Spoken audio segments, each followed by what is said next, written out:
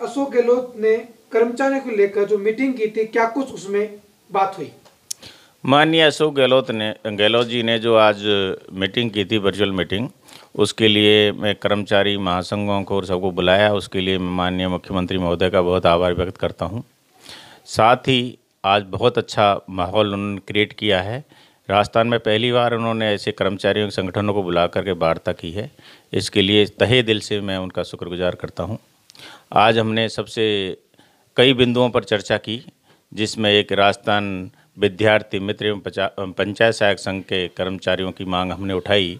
उसमें कहा कि जो लोग हमारे नगर पालिकाओं, जो पंचायतों को जो नगर पालिका में बना दिया गया है, उनके अंदर जो लोग बेरोजगार हो गए हैं, उनको रोजगार समय पर दिया जावे, उनका मानदेय भी बढ़ाया जावे। जिस प्रकार उन्होंने सुना, मुझे लगता है कि उन्होंने बीच में फिर बात रोक करके जितने भी कॉन्ट्रैक्ट संविदा कर्मी हैं उनके बारे में सब बताया कि किसी तरह की घबराहट ना रहे, और पंचायत जितने भी संविदा कर्मी हैं, चाहे कोई भी विभाग में हो, उनको एक नियमितीकरण करने का हम प्रयास कर रहे हैं।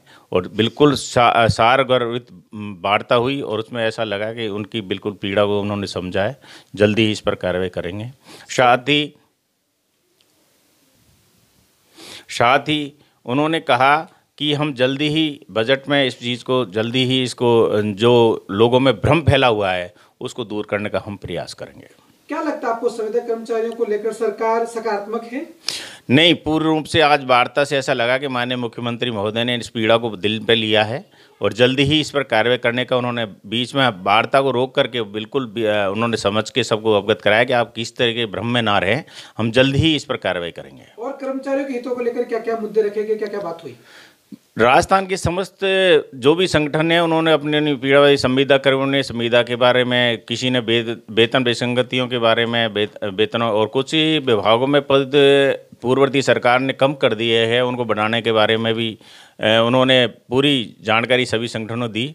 हम राजस्थान के अंदर हमारा राष्ट्रीय पिछड़ा वर्ग अनुसूचित जाति जनजाति अल्पसंख्यक महासंघ, जिसका मैं अध्यक्ष हूं, हमने भी हमारी बात माननीय मुख्यमंत्री महोदय के सामने रखी।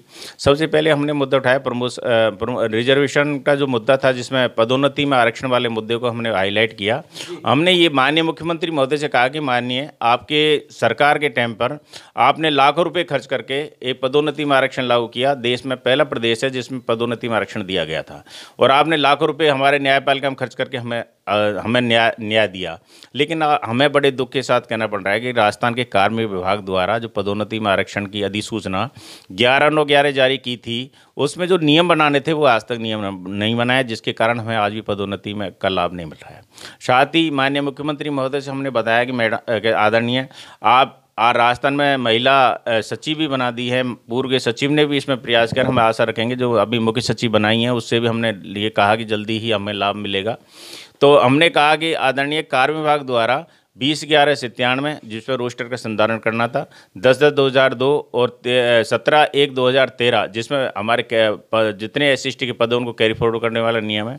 इसी के साथ में हमारे बाद में 2 निर्णय आए थे, नागराज वाला और जनरल सिंह वाला। इन नियमों के तहत जो हमें पदोन्नति में आरक्षण दिया गया था, उसकी क्रियान्वित के लिए समय समय पर कार्य विभाग द्वारा आदेश जारी किया गया था, जिसमें खुद कार्य विभाग ही उस नियमों की पालना नहीं कर रहा है, जिससे हमारे आरक्षित पदों में बहुत ही बुरा असर पड़ रहा है। हमें ऐसा महसूस कर रहे हैं कि जो हमारे जूनियर थे वो आज हमारे सीनियर होकर हमारे ऊपर काम कर रहे हैं, जिससे हमारी कार्यशैली पर भी बहुत प्रभाव पड़ रहा है। तो मैं आपसे निवेदन करूंगा कि जो आरक्षण कागजों में दे रखा है, तो उसको ज़मीन पर उतारने के लिए हमारी कमेटी का गठन करें।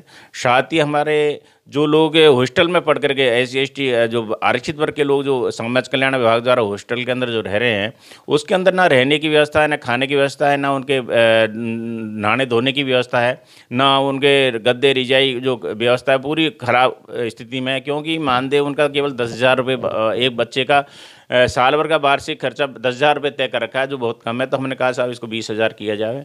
इसी प्रकार हमारे क्या ट्राइबल एरिया में आरक्षित वर्ग के पद खाली रह रहे हैं, क्योंकि हमारे वहाँ पर पहले एक नियम था कि यहाँ का आदमी उधर जाकर नौकरी कर सकता है, लेकिन पिछली सरकारों ने इसमें ऐसा डिवाइडर लगा दिया कि ट्राइबल एरिया के लोग ट्राइबलर में ही काम करेंगे और वहाँ पर दूसरे लोग नहीं जाएंगे, जिसके कारण वहाँ पर जैसे मैंने बताया सर 500 पदों की भर्ती हुई थी, इसमें केवल एक लड़की का सिलेक्शन हुआ है, 499 पद खाली रह गए हैं। तो कृपया आप हमें, जब तक वहाँ पर लोग उपलब्ध नहीं हो तब तक यहाँ के लोगों को वहाँ पर रोजगार दे दिया जाए। जैसे ही वहाँ पर आदमी उपलब्ध हो तो उन लोगों को ही हमारे यहाँ ट्रांसफर कर दिया जाए, जिससे जितने पद वहाँ खाली रह रहे हैं वहाँ पर कार्यशील पर प्रभाव पड़ रहा है वो प्रभाव भी नहीं पड़े। तो समय समय पर आप इसमें भी हमारा ये है कि जो डिवाइडर है उसको हटा करके जो यहाँ के लोगों को वहाँ पर रोजगार दिया जाए। एक बहुत बड़ा मुद्दा हमने उठाया था कि जो हमारी वार्षिक आय, जो हमें जो भी योजना है राजस्थान सरकार की हमारे बच्चों के लिए, उसकी वार्षिक आय केवल 2.5 लाख रुपए तक सीमित कर रखी है, जबकि ईडब्ल्यूएस वालों के लिए 8 लाख रुपए तक कर रखी है। तो मैंने उन साहब से ये कहा था कि आदरणीय आप ऐसे करोगे, हमारी SC ST के लोगों की तो जो वार्षिक आय 2.5 लाख है उसको बिल्कुल समाप्त कर दिया जाए, जिससे हमारे लोगों को पढ़ाया जा सके, हमें लाभ मिलकर हमारे ऐसे गरीब बच्चे हैं जो आगे उन्नति करना चाहते हैं लेकिन इसके डिवाइडर की वजह से हम कोई लाभ प्राप्त नहीं कर सकते राजस्थान सरकार का। तो या तो इसको 2.5 लाख से बढ़ाकर बिल्कुल समाप्त कर दिया जाए, या 2.5 लाख से बढ़ाकर हमारे 8 लाख रुपए तो कम से कम कर दिया जाए, जिससे हमारे लोगों को, जो गरीब बच्चों को पढ़ा सके, ऊपर आगे जाके शिक्षा प्राप्त कर सके।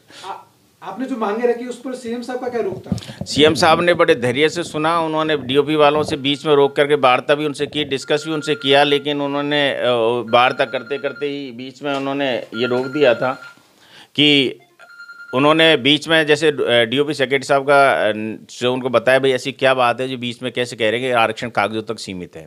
तो उन्होंने बीच में चर्चा की, मुझे लगा कि हमारी पीड़ा को उन्होंने वास्तव में दिल पे लिया, और उसी दौरान उन्होंने चर्चा करके मुझे ऐसा महसूस हुआ कि हमारी पीड़ा को समझते हुए वो जल्दी हमारे ऊपर न्याय करने का प्रयास करेंगे। राज्यपाल जी का आरोप लगता है कि संविदा कर्मचारियों का है कि जो सरकार के अधिकारी हैं वो काम में लतीफी करते हैं, तो सीएम साहब ने उन्हें कोई दिशा निर्देश दिया, कुछ बात हुई उस मुद्दे पर? नहीं, वो वाले मुद्दे सभी संगठनों ने उठाए थे कि हमारे उच्च अधिकारी हमारे समय पर काम नहीं करते। एक फाइल अधिकतर कर्मचारियों ने RPSC और DOP के ऊपर ये कहा था कि साहब हमारी फाइलें यहाँ पेंडिंग रहती है, काम नहीं होता है। तो उन्होंने कहा कि नहीं, आप चिंता ना करें, मैं इस पर मॉनिटरिंग करूँगा और हमारे CS की लेवल पे या उच्च अधिकारियों के लेवल पर बीच बीच में मीटिंग कराता रहूँगा। आपको जो भी समस्या है उनको ये अवगत कराते रहें और आपकी समस्याओं को जल्दी हम निराकरण करने का पूरा प्रयास करेंगे, क्योंकि इससे हमारी भी अच्छी जनता के अंदर सोच जाएगी, हमारा भी जल्दी हमारी सरकार यथावत बनी रहेगी। तो उन्होंने कई मुद्दों पर बहुत ध्यान देकर के सुना और उनको क्रियान्वित कराने का आश्वासन भी दिया। आज मुख्यमंत्री अशोक गहलोत ने संविदा कर्मचारियों को लेकर भी बातचीत की, आपका उस पर क्या तर्क है? आज माननीय मुख्यमंत्री जी ने जो बजट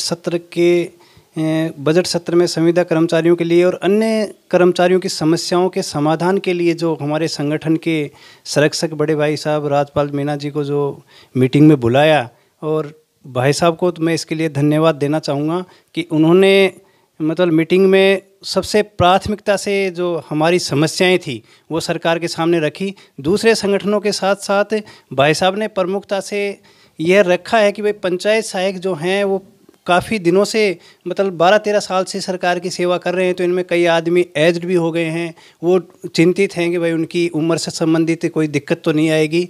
तो भाई साहब के अनुसार माननीय मुख्यमंत्री जी ने बताया कि संविदा कर्मी जो कार्यरत हैं उनको किसी प्रकार की चिंता करने की ज़रूरत नहीं है, उनके लिए सरकार अच्छा करेगी। और जो 94 नगर पालिका से प्रभावित थे वो काफ़ी दिनों से परेशान थे, तो भाई साहब ने उनकी बात भी सीएम साहब के सामने प्रमुखता से उठाई है और सीएम साहब ने उस बात को नोटिस भी किया है। इसके लिए मैं भाई साहब का बहुत बहुत धन्यवाद और आभार करना चाहता हूं कि उन्होंने हमारे संगठन की पीड़ा माननीय मुख्यमंत्री जी तक पहुंचाई है। मैं सरकार से आशा ही नहीं, पूरी उम्मीद करता हूं कि माननीय मुख्यमंत्री जी पंचायत सहायकों के साथ साथ सभी समस्त संविदा कर्मियों के लिए कुछ अच्छा करने जा रहे हैं और हमें सरकार से उम्मीद भी है कि वो अच्छा करेंगे। आगामी बजट सत्र आने वाला है, हमें आशा ही नहीं पूरा विश्वास है कि सरकार हमारे लिए अच्छा करेगी, लेकिन फिर भी अगर हमें कोई किंतु परंतु लगी या हमें लगा कि सरकार हमारे साथ कहीं कुछ दिक्कत करने वाली है तो जल्द ही संगठन की मीटिंग बुलाई जाएगी और आगामी रणनीति पर विचार किया जाएगा, ताकि बजट सत्र के दौरान हमें संगठन को सरकार के विरुद्ध या सरकार के खिलाफ कोई कार्रवाई करनी पड़ी या हमें लगा कि सरकार हमारे लिए कुछ अच्छा नहीं कर रही है, संविदा कर्मियों के साथ कहीं कोई धोखा हो रहा है, तो सरकार के खिलाफ अगर हमें मोर्चा खोलना पड़ा तो हम उसकी भी तैयारी करेंगे। लेकिन उससे पहले संगठन की मीटिंग बुलाई जाएगी और मीटिंग में सारी रूपरेखा तैयार करके बजट सत्र का जो कार्यक्रम है वह डिसाइड किया जाएगा। प्रवीण जसरापुर, प्रदेश अध्यक्ष, राजस्थान विद्यार्थी मित्र पंचायत सहायक संघ।